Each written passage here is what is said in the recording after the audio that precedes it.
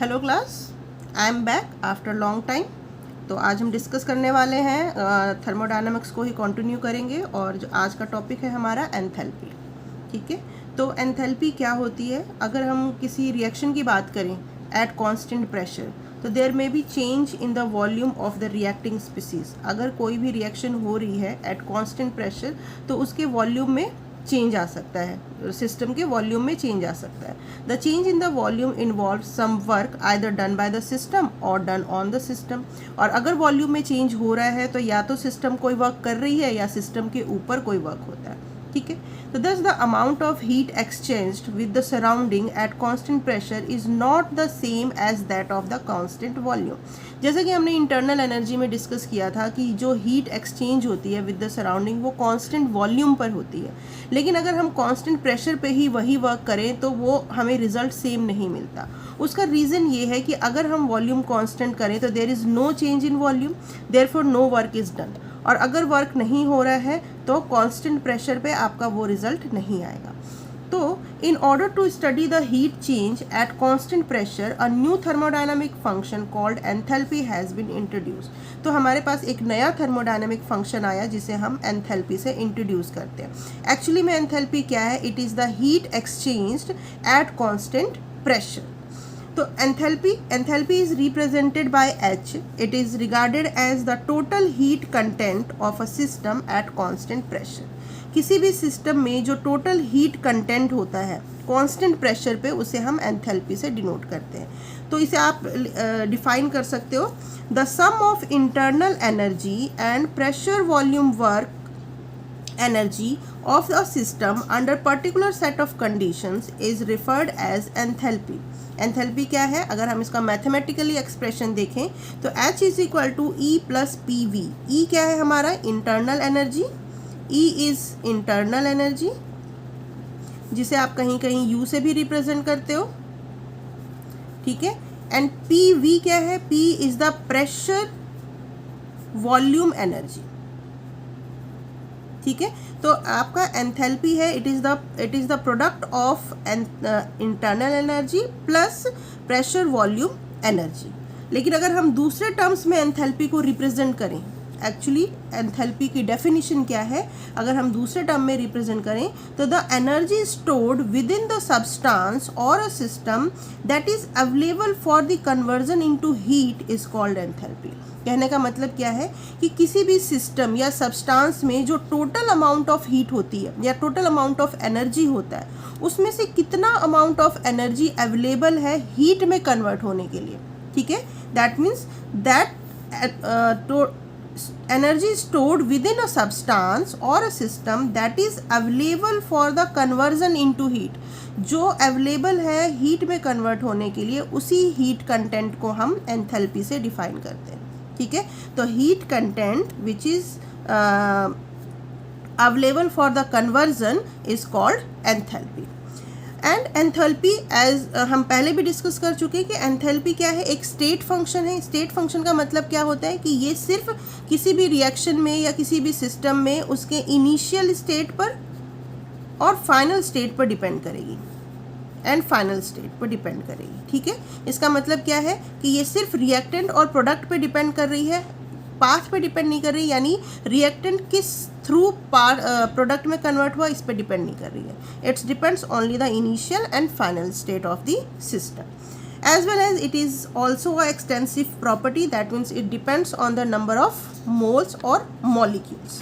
ठीक है, नाउ क्योंकि ये एक स्टेट फंक्शन है और हम एग्जैक्ट एंथैल्पी डिफाइन नहीं कर सकते, तो हम क्या डिफाइन कर सकते हैं? Change in enthalpy. यानी जब आपका हीट कंटेंट इनिशियल स्टेट से फाइनल स्टेट में जाता है तो during initial state to final state उसमें क्या चेंज आया वो हम मेज़र कर सकते हैं। तो change in enthalpy depends only upon the initial and final state. ठीक है, तो इनिशियल एंड फाइनल स्टेट के लिए हम इसे रिप्रेजेंट कर सकते हैं like delta H is equal to H final state minus H initial state.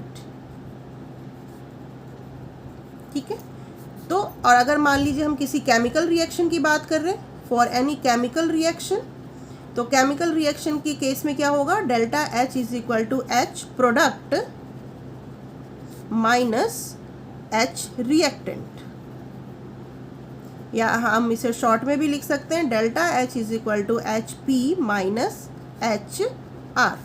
ठीक है, तो आप इसे इक्वेशन नंबर 2 से रिप्रेजेंट कर सकते हो, और जो हमारा फर्स्ट इक्वेशन था H is equal to E plus PV, इसको इक्वेशन नंबर 1 से रिप्रेजेंट कर दो। ठीक है, तो delta H is equal to आप क्या लिख सकते हैं, delta H is equal to HP minus HR, where HP is the enthalpy और heat content of the product minus heat content of the reactant. ठीक है, अब इसके बाद अगर हम इक्वेशन नंबर 1 को देखें, इक्वेशन नंबर 1 क्या था हमारा, H is equal to E plus PV।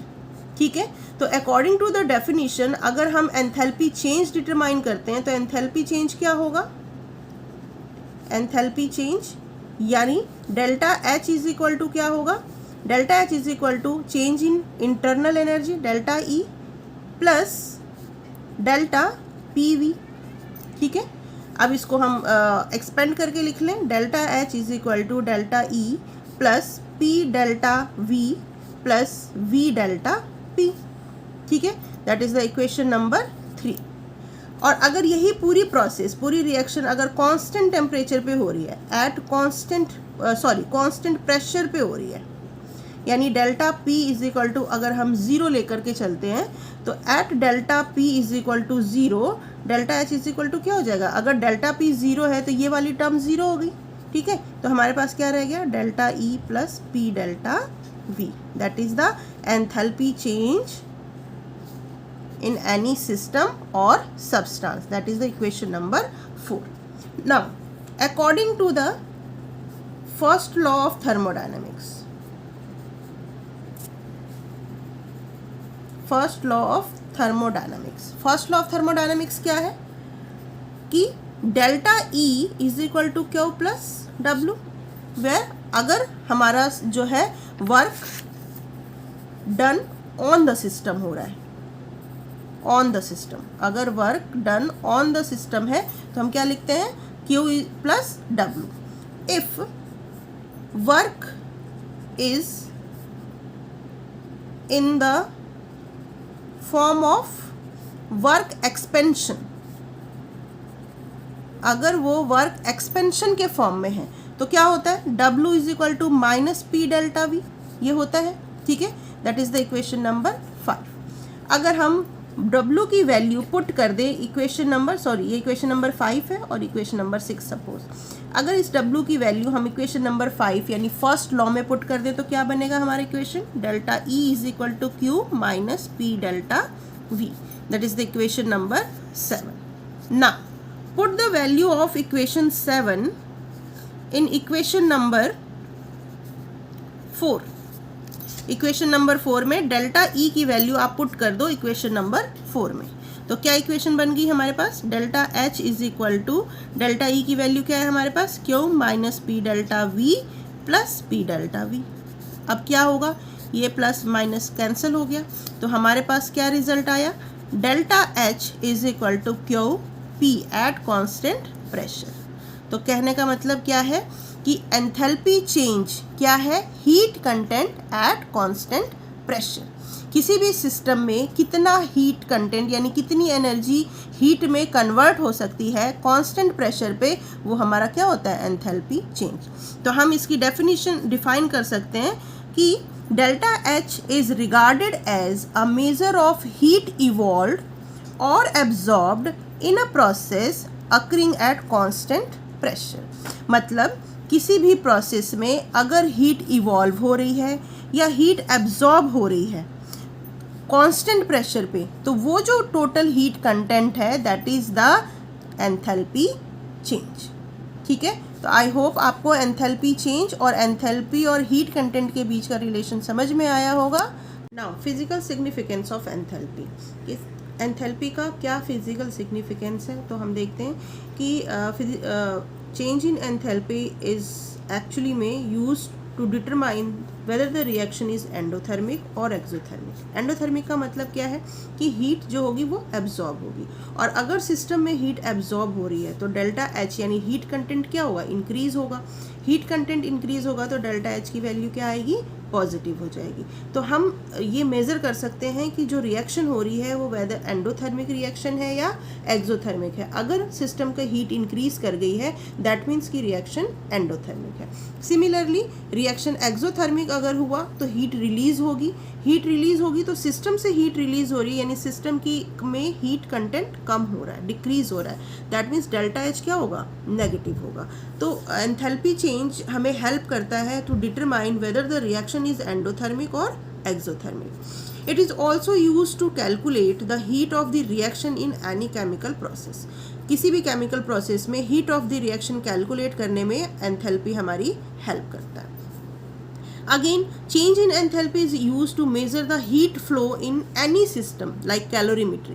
किसी भी सिस्टम से सराउंडिंग में या सिस्टम टू सिस्टम अगर कोई हीट फ्लो हो रही है तो उसे मेज़र करने में भी एंथैल्पी चेंज हमारी हेल्प करता है। That is the another significance of the enthalpy. We can also measure the enthalpy change occurring during the change in the state of the matter. अगर किसी भी मैटर में कोई फिजिकल ट्रांसफॉर्मेशन हो रहा है या उसकी स्टेट चेंज हो रही है तो during the change in the state of the matter उसके हीट कंटेंट में क्या चेंज आया वो हम मेज़र कर सकते हैं।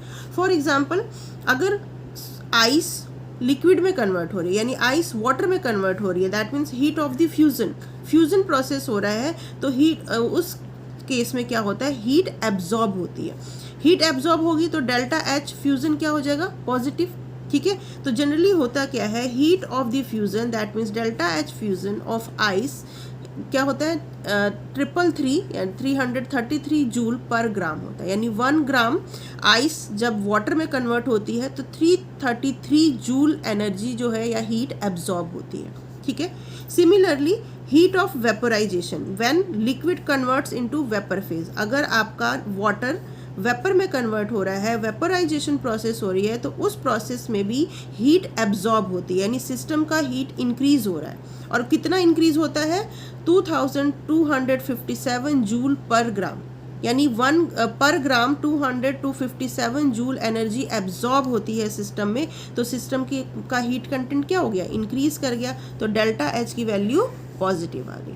तो with the help of enthalpy change हम किसी भी सिस्टम में हीट में क्या चेंज आ रहा है, उसके हीट कंटेंट में क्या चेंज आ रहा है वो मेज़र कर सकते हैं। ठीक है, that is the physical significance of the enthalpy. Thank you.